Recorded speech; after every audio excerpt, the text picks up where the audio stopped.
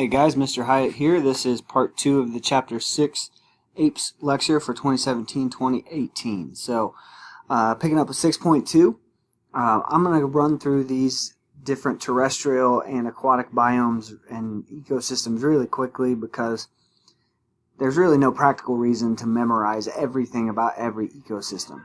We need to be comfortable with the climatographs. We need to be comfortable with the basics of each biome, but you're covering that with your foldable. So we don't need to spend a whole bunch of time on it. I'm going to try and fill in the gaps as we move through here.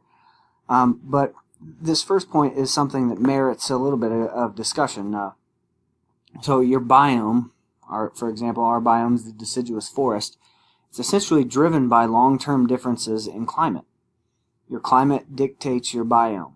So if your climate changes, your biome changes. So while we're in the deciduous forest now, if our climate changes, we may end up in a desert. I can remember growing up, my dad used to tell me that someday we're going to have Florida's weather and they're going to have our weather. That's his uneducated way of explaining climate change. Of course, we are driving climate change, so our activities impact our biomes and the ecosystem services that we can get out of those. Kind of some repeat here. Notice that climate and vegetation vary both in latitude and elevation. So again, we have horizontal stripes of biomes. Something that does come up here that's really important is the edge effect, and that's going to come up when we look at deforestation, when we look at habitat destruction, things like that. The edge of a biome is a lot different than the middle of a biome. If you've ever walked in a forest, you know that. If you go to Turkey Run, the edge of the forest is a lot different than the interior of the forest. The temperature is different, the humidity is different, the amount of light trickling through the canopy is different. The edges are just very different. Same is true of open ocean. If you've ever been to the beach, you know that the beach and the shallow seas adjacent to the beach are really different from the open ocean. Thank goodness. Here's kind of what I've been talking about with the horizontal stripes. If you this is the top half of the planet.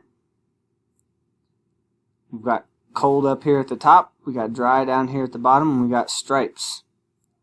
Temperature-wise, we're pretty similar across them. But yeah, so there are horizontal stripes in our terrestrial ecosystems. Another picture, kind of sort of similar to one you saw earlier, shows our major biomes. Again, we're in the deciduous forest.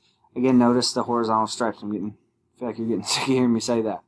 A desert is a desert. What makes a desert is the lack of precipitation, not heat. There are cold deserts. If there's very low precipitation, that's a desert. So something like Antarctica could be considered a desert because it doesn't get very much precipitation, even though it's really cold. So here are some things, some indicators that show that deserts are fragile, that they don't have a lot of resilience. Here are our climatographs. What you need to be able to do with these is you need to be able to look at this without its title and say, yeah, that looks like it might be a tropical desert. Or, yeah, that looks like it might be a temperate desert. Well, it's not tropical, it's lower, and it's a desert. We're not getting much rainfall. So those two things point to a temperate desert. Grasslands are going to be dominated by grass. There's a shocker. Usually that's going to be in the interior of a continent because of the weather things we talked about earlier. Excuse me. You see that point right there in the middle. They form in areas too moist for deserts and too wet for forests. That should make sense. It's too wet to be a desert, too wet to be a forest.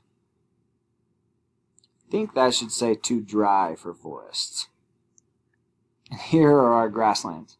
Again, more rain, and tropical, we've got moderate temperatures. Temperate, our temperatures change a lot. Cold, our temperatures get really low, and we have less rainfall. In terms of forests, we've got 3 different types of forests. Tropical forests that you might call a jungle. Temperate forests that you might call a deciduous forest. That's where we live. And then cold forests are like the taiga, where we get boreal forests and we get coniferous forests and things along those lines. Again, our climatographs, again, make sure you can recognize those. Mountains are going to play a huge ecological role. They're going to be islands of biodiversity because of the elevation change. They're definitely storehouses of water because we get snowpack and we get glaciers up high in mountains, and then eventually they melt and they become water. We'll study glaciers in particular here in just a week or two, and we'll look at how glaciers are shrinking and things along those lines really soon. Of course, humans have messed everything up. About 60% of our terrestrial ecosystems are degraded or used unsustainably. Essentially, we have to be careful with how we're overusing our ecosystem. Climate change or not, we're unsustainably using our ecosystem. Here's a summary of probably what you wrote on your foldables. If not, maybe it's worth going back and looking at your foldables and adding some things to them. Maybe not. I kind of leave that to you. We count as a watery planet because over 70% of our surface is water. Oceans cover over 70%. So they also hold about 98% of Earth's water, 97.5-ish. Of course, we have 4 oceans, and you know what oceans do and what sort of ecosystem and economic services they provide. In terms of saltwater environments, we've got, that should say portions, that can support life. A huge limiting factor in aquatic biomes is going to be salinity. Something like an estuary is going to deal with salinity a lot. It's going to fight with salinity a lot. Oceans and bays are going to have salinity fluctuations based on temperature and things like that, and high tide and low tide and things along those lines. Water temperature is going to be big. The amount of food available, the amount of dissolved oxygen, and then the light and nutrients, that's going to determine what kinds of organisms that you have. Of course it does. Your abiotic factors are going to influence what things can live there. When we talk about the edge of marine ecosystems, we're talking about the coast. Coastal zones are really important because we interact with them, but they also do a lot for us. You see in that first bullet point all the things that happen in coastal zones. And those also tend to be places that we pollute a lot because we do interact with those.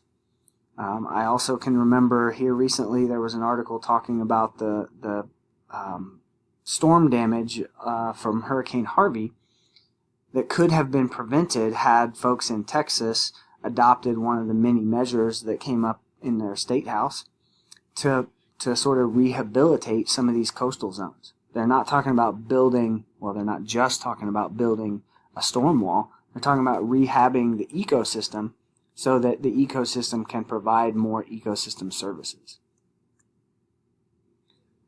So our marine life zones are going to be, notice the coastal zones. In your book, that counts both the estuaries and coastal wetlands.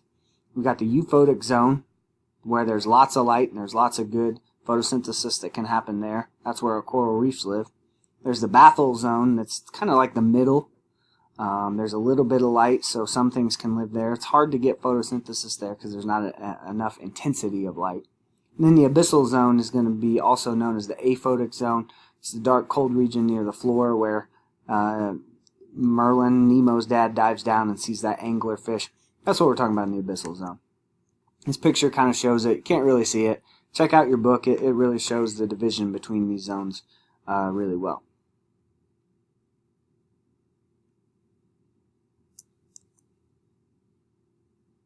One of the phenomena that is especially impacting the coral reefs is ocean acidification.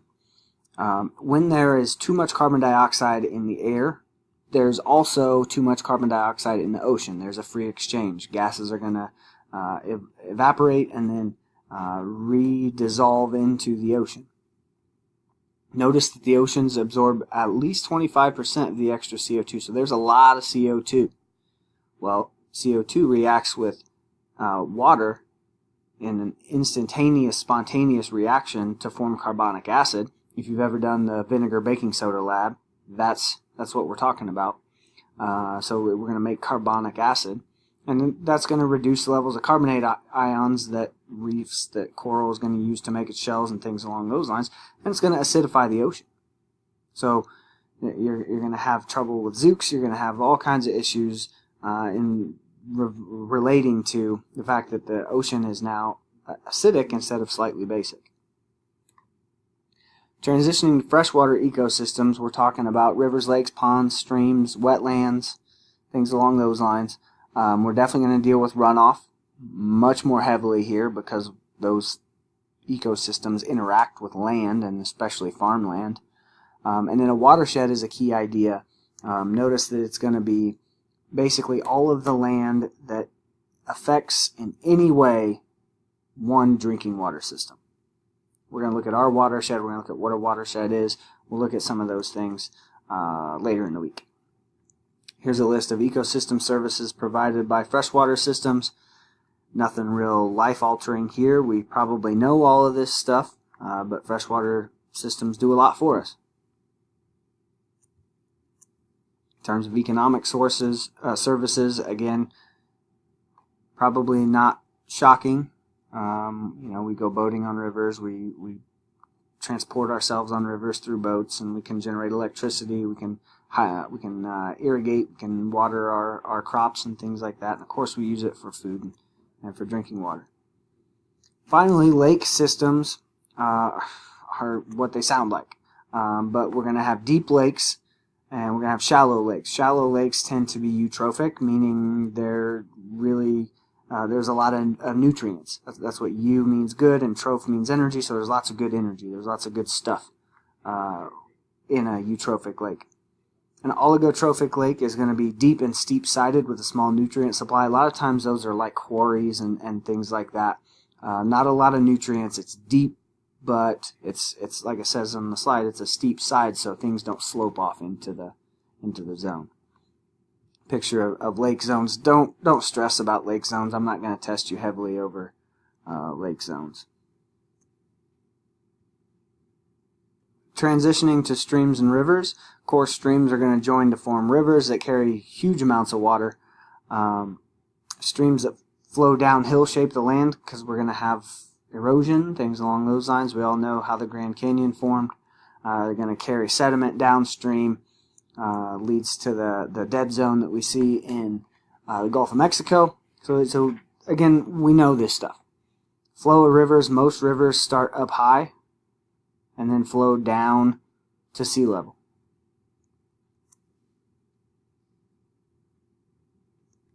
Inland wetlands are going to be basically like a swamp. Of course, there are other examples, floodplains where water stands pretty well year-round, small ponds and prairie potholes, same kind of thing. They're going to provide different ecosystem services right here. Tons of our filtering of our pollution happens in swamps and wetlands. That's why they're so important. We can't get rid of our swamps and wetlands near our cities to build housing additions or something like that because they remove a ton of our pollution and our waste. They also do a lot with limiting flooding. Erosion too, but definitely flooding. Basically, it gives water a place to go, and it provides reservoirs. So we've got plants to suck up water, so it doesn't just run off into our homes. Last but not least, of course, we impact them. We do that by building dams and canals for ourselves. Water flow, we manipulate flood control basically with levees and dikes, and we can control water flow, which sounds good, but we're messing with nature, so that's always a weird thing. Agriculture and urban pollutants are going to be huge issues in freshwater systems because, again, we access those. And then we drain wetlands to grow crops and especially to build housing additions and things along those lines. So that's the Chapter 6 lecture.